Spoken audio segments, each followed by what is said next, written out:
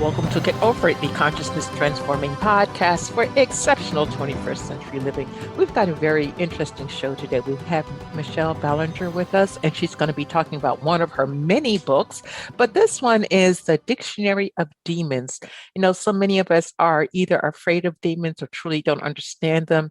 She clears it up, folks. 500 pages worth. She clears it up. So if this is a subject of interest to you, which it should be because a demon is not necessarily what you think it is, listen in, take some notes, go get the book. It's a keeper on your bookshelf. You will refer to it many, many times. My copy is actually dog-eared already. And you'll have a further understanding of some true information. Now, the information shared on Get Over It uses intuitive and pragmatic insight to help you shift your consciousness to break through the blocks and release energy that is no longer needed. Yes, we're going to help you let go of the BS that's been holding you back. But you guys know I always ask that question, are you truly ready to? And by the way, folks, BS is belief system. A bit about me for my new listeners: intuitive since birth. I'm a third generation intuitive with over 3 decades of experience supporting people to break through the blocks along their path. I'm a strategist for personal and professional transformation, revealing cutting edge information that enables you to prosper and thrive. I spent 25 successful years in corporate America as an executive sales professional, and I am the founder of Healing Visions Ministries and the Northern California Children's Education Network, a 501c3 nonprofit. I provide consultations and healings in all areas of life that heal the mind, body, spirit connection, allowing you to live your very best life. Now, my clients tell me that I keep it real while providing them with accurate information to assist them along their journey as a spirit living a human existence.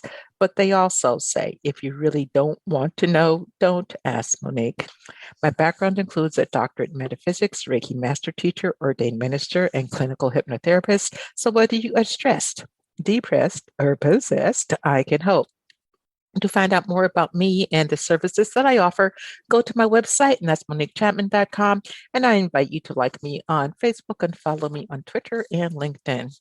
I am so honored today to introduce Michelle Belanger. She is an occult expert, psychic, and author of over 30 books on paranormal topics. Michelle has been featured on shows including A&E's Paranormal State and Travel Channel's Portals to Hell as a psychic medium and occult expert. Michelle offers classes on psychic development online at Inspiration House in Oberlin, Ohio, a 150-year-old home with the coziest haunting you could hope to find. It's also in B&B, so if you're in the area, folks, and everything's cool COVID-wise, go. It's sure to be a great experience. To learn more about Michelle's work, you can visit her at her website, and that's Michelle Belanger, and I'm going to spell that Michelle, B as in boy, ALANGER.com, where you'll find classes, books, music, and events. You can also follow Michelle on social media at twitter.com/ and I'm just going to spell this for you, SETHANIKEEM, or join Michelle's community at patreon.com/haunted. And that's PATREON.com, haunted. Welcome, Michelle. Hello, hello. Stressed, depressed, or possessed. I love that. That is a fantastic tagline. Maybe that should be my next book. You know, when I opened your book, I wrote 2 books. And when I opened your book, and you said that you write the book, but you don't go back and reread them because you start re-editing them. And I'm like, oh my goodness, I was doing the same thing. So that's why I just closed on. And that's actually why I only wrote 2, because I'm like, I'm not going to get it right, but you just keep forging on. So yay, yay. Congratulations on doing that. Now, you have done so much within not only the occult community, you work with everyone. You're completely inclusive of each and everyone. How did your spiritual path take you to the path of inclusion and embracing everyone? Oh, well, I was a weird kid growing up. And I mean, I grew up in middle America, rural Ohio. And I think the drive to embrace diversity came from being surrounded by nothing like that. Mhm. Like having this sense that the world I was raised in was cloistered and closed. And once I got off to college and I got to see people of different backgrounds and people of different colors and people of different religious, like it was this wonderful human tapestry that became open to me. And I never looked back. Like I just wanted everyone to see the same sort of like beauty and joy that I did. Mhm. Well, I am so glad that you opened up because unfortunately, so many in America have the um, disappointing illusion that if you live on the coast, you're kind of open, but if you're middle America, you're just set in a certain uh, tunnel visioned way, and that is so not the truth. Now, your book that we're talking about today, the Dictionary of Demons, how did that come about? Why was it so important to get this information out?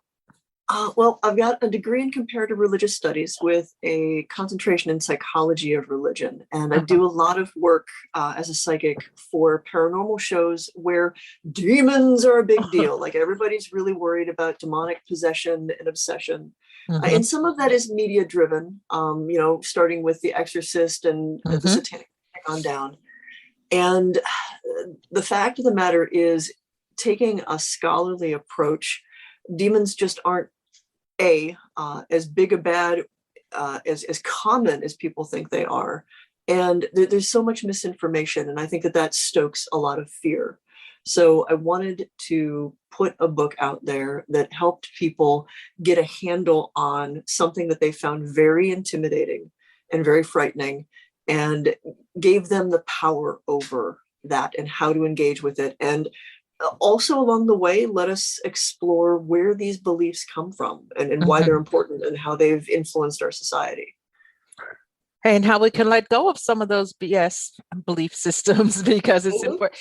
You can create wonderful things with demon. You mentioned in some place in the book, it's 500 pages, folks. I'm Yes. talking talking about Solomon and him using demons. So share a little bit of that because I think people really don't understand that a demon can be a positive influence in your life if you know how to correctly work with the demon. Well, the fun story, and this is where a lot of like ritual and ceremonial magic comes from, is King Solomon, as we know from the Bible, was the wisest of men. God gave him special favors because of that. And then there is this rich history of Solomon in extra biblical stories, Mhm. where part of that is God gives him a ring and a special seal and the ability to summon, bind, and compel demons Mhm. to protect his workers who are working on the temple. And what he does is he gets all of their names, and the ones that he can't get to cooperate, he binds up in brass jars and various vessels and things. And the ones that he can get to cooperate, he puts them to work. He gets all of these demons, and he's like, "Oh, you're a great strong wind. Well, I'm going to have you use your wind, and you will take this and make this pillar and this stone that nobody else can lift, and you will do it for us, and you will build the temple to God, O demon." Ah. It's this fantastic, like you can look at it as a story and as a myth or as a metaphor Mhm. for harnessing those things that we find terrifying, but finding their strength and making that strength work for us once we can conquer our fear. That's the key word of conquering fear because society in general has put so much fear into those words. And these days, a lot of people believe, unfortunately, that if you're working with the light, there's no room for the shadow. Talk to us Mm-hmm. about that and why it's so important to know about the shadow. People, I think, misinterpret that. Oh, there's so much. Well, darkness and blackness in uh, energy work, in magic, in myth is misrepresented significantly. And we see that play out with the fact that many demons are described as like you meet the black man at the crossroads. And Hmm. so things are wound up with this very sort of bipolar way of looking at things where there's only white and white is good and only black and black is bad. So the light is positive and the shadows are bad. But the fact of the matter is the world is shades of light and dark and gray. And there's a great deal of strength and power in the shadows. Psychologist Carl Jung is the person who pretty much identified the idea of the shadow as part of our psyche, that it's the repository in our minds where we've shoved all the things that either we or society has told us are bad, that we have to reject, that we're not allowed to make them be a part of us. And in a lot of ways, we tend to create them into kind of our personal demons. But there's a lot of psychic energy and mental energy wound up in that space.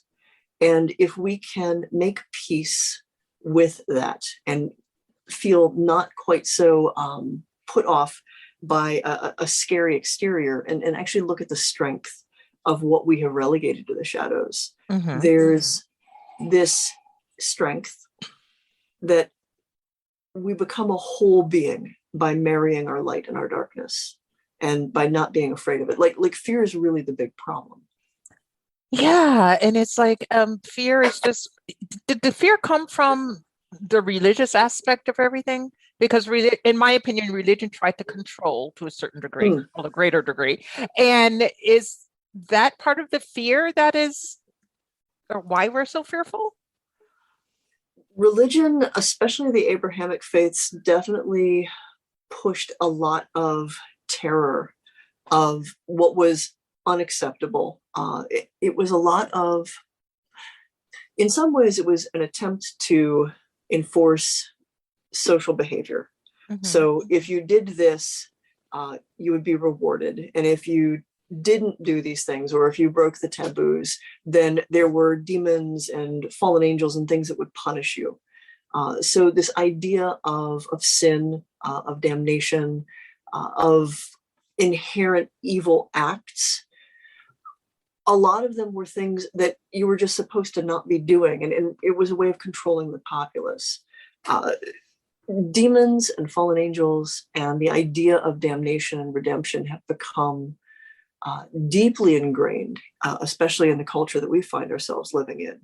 And it's mostly scare tactics. Our word demon wasn't even meant to be something that was explicitly evil. It's from Greek, and Greek demons were really what we would think of as spirit guides. There were some that were good, and there were some that were not necessarily evil, but more chaotic. Their advice would lead you down interesting paths, but not always the ones that you anticipated. And when we were translating the biblical material, that word just kind of got used across the board for all of these evil spirits. And most of our theology currently, with, again, damnation, redemption, the light and the dark, comes from the last 300 years before Christ and the 300 years after is this fantastic cultural milieu where you have Messianic Judaism and Christianity all kind of in this big mishmash. And there is a narrative of a war between darkness and light, the sons of darkness and the sons of light. And it literally turns into a doomsday cult. We have the writings in the library of that doomsday cult that survives in the Dead Sea Scrolls. And most of our ideas about demonic possession, about the war in heaven, about all of these terrible, fearful ideas come from that. And taken out of context, we can't see how it developed, and that it developed out of fear. It developed out of a xenophobia. It developed out of narrowness. Most of the demons were people who were foreigners, people who had a different belief system. Like, that's so much of the ancient world. A lot of the demons that we know by name are simply the gods of a different culture that were turned into demons because you weren't allowed to worship those guys. Well, it sounds so much like folks living on Earth today. I mean, you got the whole spectrum. Yeah. It's no different on the other side.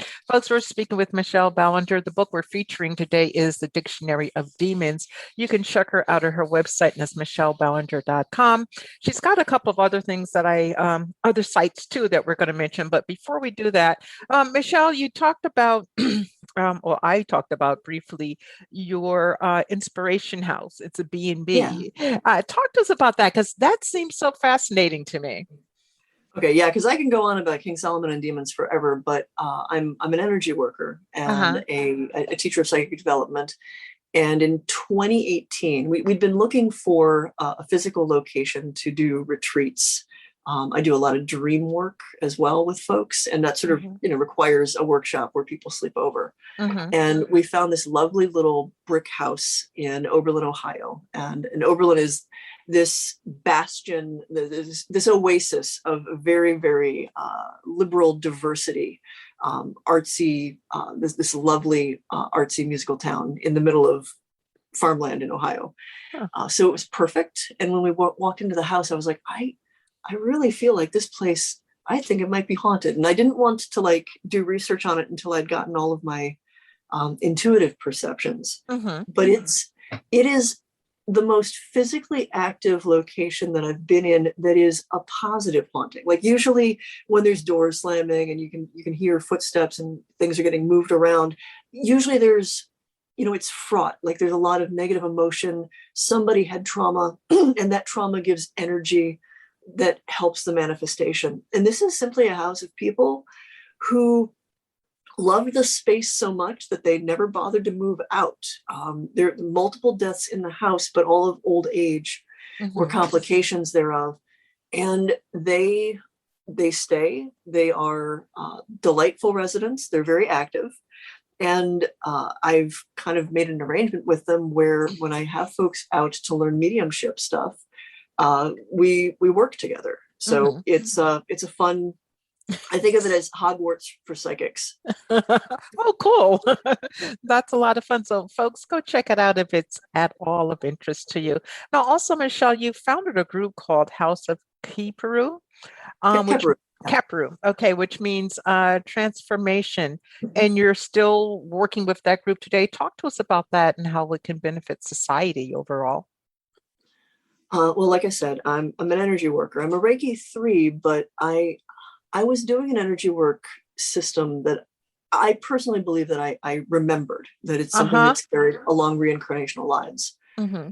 And in the 70s and 80s, that was a sort of extraordinary claim. So I kind of kept it pretty low key. But House Keperu was the formalization of a soul group of people who we feel that we're connected from a very long time ago. And we are dedicated to healing, Mm-hmm. transformation, and the guardianship of knowledge. Not just like dispensing it ourselves, but encouraging people to explore and to share and to dialogue and to archive. And so I founded that in 96. Mm-hmm. And we've been going pretty strong since. We do a gathering every year. Currently, it's virtual. We call it Astral Gather, since this is the second one that we have to do over virtual lines because of Yeah. COVID. And that's actually at the end of this month, Yeah, right. where sorry. No, go ahead. I was trying to remember the dates. Yeah, I'm trying to remember. I know the last day is like August 1st, so it's like First. the very last weekend of the very last weekend of the month. Okay. Where we invite people of multiple backgrounds and belief systems to share what they do. Whether it's, I know we've got a fellow speaking on astrology and energy work and magic connected to that. There's always classes on meditation and honing your energy work and honing your psychic development skills. And also just dialogue, because one of the main values that I founded the group on is that we all are pieces of one another's puzzle. Mm-hmm. So each person has a different perspective. And in sharing those perspectives, we all enrich one another. And House Keperu helps to create spaces for that dialogue to happen. That work is So vital. It's very, very, very much needed today. Another group that you founded, I guess, is it Patreon, patreon.com/haunted? Yeah. So Patreon is a platform online that lets you just have a group of people who basically toss you on the simplest end. It's people sign up to give you $1 or so as kind of a subscription to support your work. So a lot of creators, artists, and musicians use it. But I used it to transfer over to online classes, especially with everything with COVID. I used to do almost everything in person. Energy work, especially, like there's certain things that you have to kind of feel and perceive to like really, really grok. And I was hesitant with COVID shutting all of that down. Like, what if you're doing an attunement? Like, it's possible to do stuff at a distance, but also still challenging for people who are very new to their perceptions. But patreon.com/haunted is where all the students come. And I love the fact that it's turned into a community unto itself, where it's not just me dispensing wisdom and teaching classes, although you definitely get access to that, and you get backstage passes to different things that I'm doing, and you get to have input on books that I'm writing. But it's also just all of these people from different backgrounds who simply genuinely want to learn and are incredibly supportive of one another. We have one member who is in hospice care.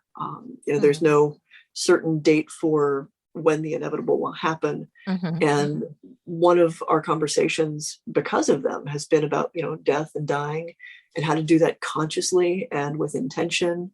How to do like an end of life celebration before you're not there for your own funeral.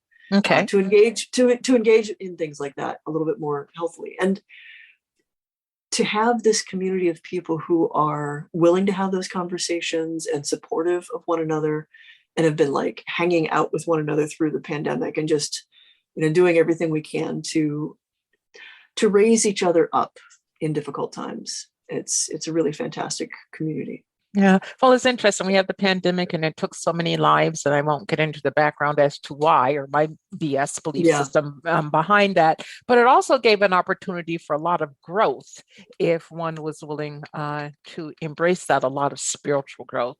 So I guess, even though we experienced something as a quote negative on the surface, when we dig down a few layers, you can see the positive in it, I guess, or the light in it. But I want to get back to talking about the demons. Now, a lot of people still believe today that if you say a demon's name, that you're summoning the demon, and the demon is going to do something not so nice to you. So let's clear that up, because in your dictionary of demons, that is not the case at all. No, it is the most common widespread misconception, and it gets picked up on the paranormal TV shows, and you see it in movies, and it's not true. So if you go back to Western civilization, and where our idea of demonology and possession comes from, Sumer, Babylon, the cradle of civilization, for us, to have the name of a demon gave you power over it. All of the old styles of exorcism, and this is reflected in the biblical story of Jesus and the Gerasene demoniac. Everybody knows the story without knowing what story it is.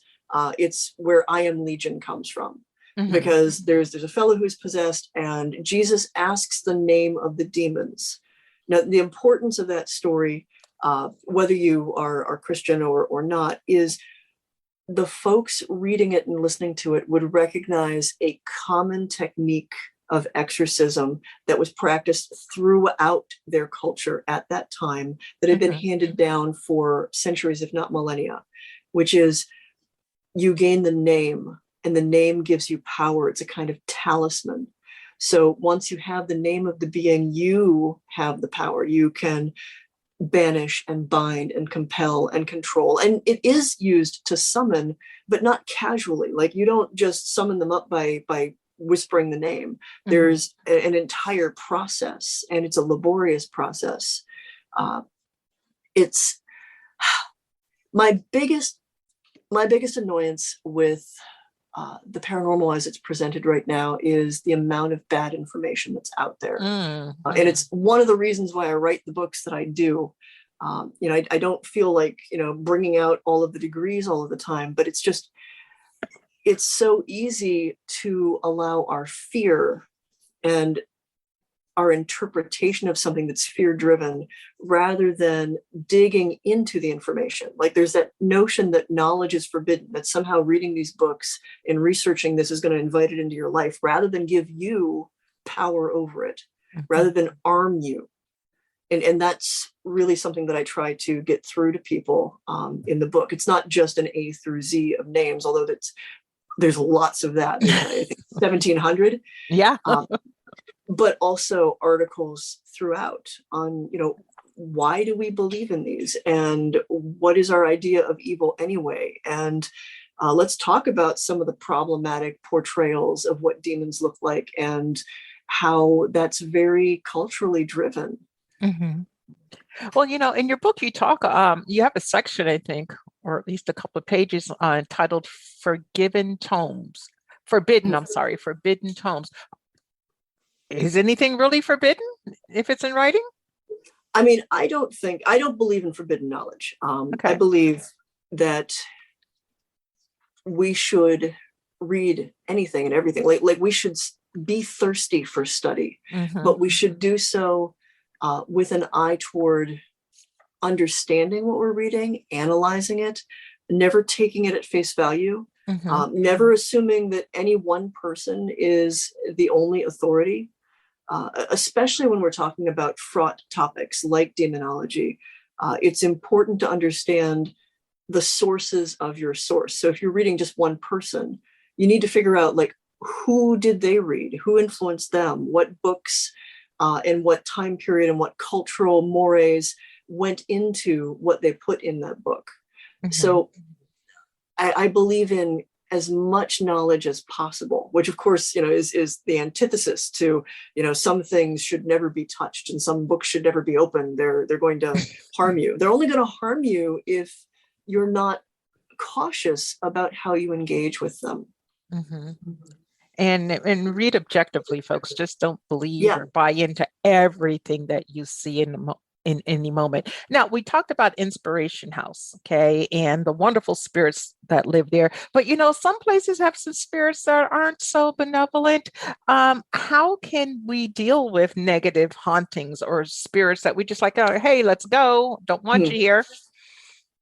I mean, the first thing I always suggest is try talking with them, because sometimes we simply don't understand each other, and an attempt at communication that is not meant to be harmful comes across that way. So in the same way that if you run into a regular person on the street, you don't want to shout at them very first thing, at least try to be nice the first couple of times. But if it's continuing to show that this is something that either doesn't understand that there are rules or actively wants to break them, energy work, warding, grounding, centering, shielding, there's a bunch of techniques for clearing your space. For personal protection, I always suggest that people learn grounding, centering, and shielding. And it's a very simple technique that relies on just a lot of just mental willpower. Grounding is you take a few moments and literally try to touch the ground, be connected to the ground. But more than that, you are letting out and releasing everything that is distracting you, everything that you feel is harming you. You let it flow out either through your feet, like roots into the earth, or my favorite one is to run some cool water over my hands and let it flow away that way. And once you've kind of calmed down and let go, then gather yourself up and center. Find wherever your center is, whether it's inside your head, in your belly, not in any space that you can imagine. Just take a moment to find a calm, centered, sheltered space where you have a clear sense of where you begin and end and where the rest of the world is. And you've got a good sense of your boundaries. And you spend some time with those boundaries, reaffirming, I am only me, and here's everything else that's not me. And that leads naturally into shielding, where you assert those boundaries, whether you visualize them as a bubble of white light or flames or a literal fortress, something that you cover yourself top, bottom, front, center, back, forward, and you give yourself a barrier. Whether it's impermeable or slightly permeable, that's up to you in the situation, but a barrier that keeps you in and everything else out, and only allows passage for those things that you willingly wish to engage with. So ground center shielding, and you can extend that idea of shielding to a room, to a space, to a house, where you clear out the energy and then literally affirm the boundaries of the space. We can use a number of different things to clear. I mean, simple will work, simple energy will do it, but a lot of people may like incense, sound, music. I like to sing. And if I really want to clear a space, like just opening my throat and bellowing. Letting it go. just let it out. And you don't even have to be a good singer, like just good tones that you're just like, kind of shouting your intent to the world and like just causing all of the stuff to be driven away. So clearing the space, affirming the boundaries, and having really good emotional boundaries is important as well. Good psychic hygiene is also good psychological hygiene. Well, that's where I was going to go next. You started out talking about, you teach, psychic classes and you teach energy work and all of that. What book of yours would you recommend that people take a look at if they're looking to enhance it, and give us one little one little tip on how we can develop our psychic abilities?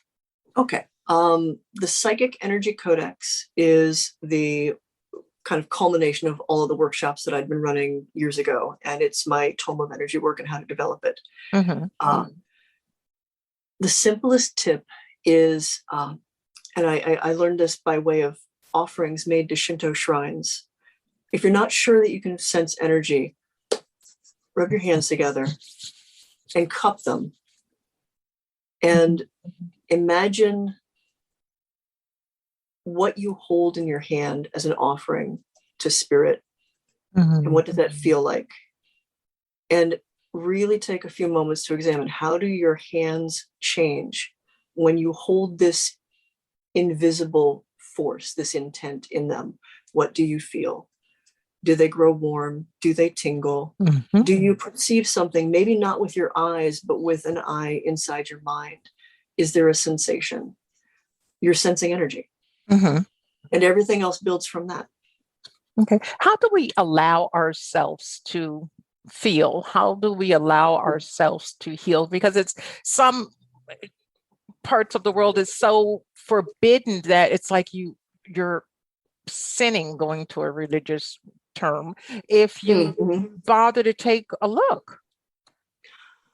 I mean, so much of it is about getting out of our own way. The biggest hurdles any of us have are what we've been taught by well-meaning family, by our culture, by the religion in which we were raised, whether we accept it or reject it, that there's certain things that we're not allowed, that's bad, that to even look at it or think about it is bad. And even if we think we've left that behind, there's still these seeds of doubt that it's planted in us. So when we have an experience, we hesitate. And especially we worry that what if it's dangerous? What if this is bad? What if this is evil? And the very fear itself starts to taint and poison the experience. It gets in your way. So letting go of that fear as much as you can, working through that. And the way to do that is to work with the trauma that you're carrying that gave you that fear response in the first place. Which is why I say, like, good psychic hygiene and good psychic development goes hand in hand with psychological development. Working through your shit, basically. So many people are like, I was sensitive when I was a kid, and then something happened, and I'm really blocked up. And how do I undo those blockages? How do I peel that away? And it's not as simple as opening a door again. It's about going back to what gave you that fear and that negativity, what hurt you. And if not make peace with it, at least understand it and figure out how to grow past it. If you can't let go of the fear and grow past the barriers that have been given to you, you're always going to be holding back. You're always going to be doubting. Yes. I was just like resonating to everything that you just said. Michelle, I have to share with the audience something I shared with you when we first got on the line to talk today. And that is that you don't take any BS, and that's bullshit. And that's the bullshit one, folks. She walks her talk. Okay. I've interviewed over 1,000 people. Okay. From, the well-known names to somebody who just wrote a book and they're trying to grow their information and get it out there to the world. Michelle doesn't need to know what page whatever information is on. She knows her information. She walks her talk. That's very rare in this genre, unfortunately. So be very clear about what energies you decide to engage in. Okay, but I can tell you from working with many, many, many people that Michelle is the real deal.